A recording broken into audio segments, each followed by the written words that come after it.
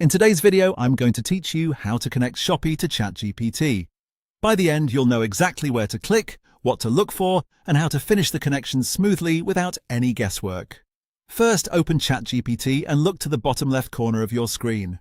That's where you'll find your profile area. It might show your avatar or a small profile icon. Click there to open your account menu, then choose Settings. This brings you to the place where all your ChatGPT preferences and connections live. Inside Settings, find and select the Apps section.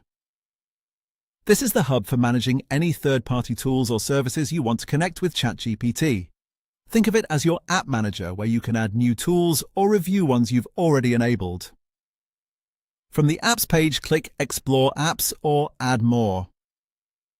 The exact wording can vary slightly depending on your interface, but both options take you to the same place, the directory where you can discover and connect available apps.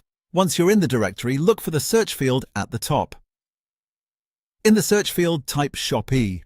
Give it a moment to load the results. You should see Shopee appear as a selectable app.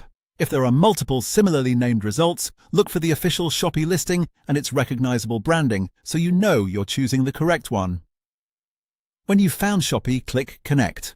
In some layouts, you might be able to connect right from the search results. In others, you'll click into the Shopee app page first and then press Connect there.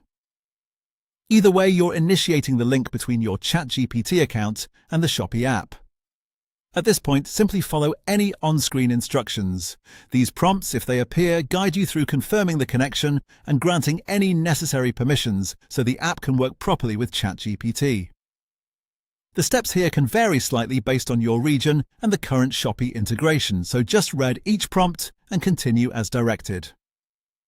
If you don't see any prompts, that usually means the connection completed instantly. And that's it. Once connected, you'll see Shopee listed under your apps in Settings, confirming everything is set up.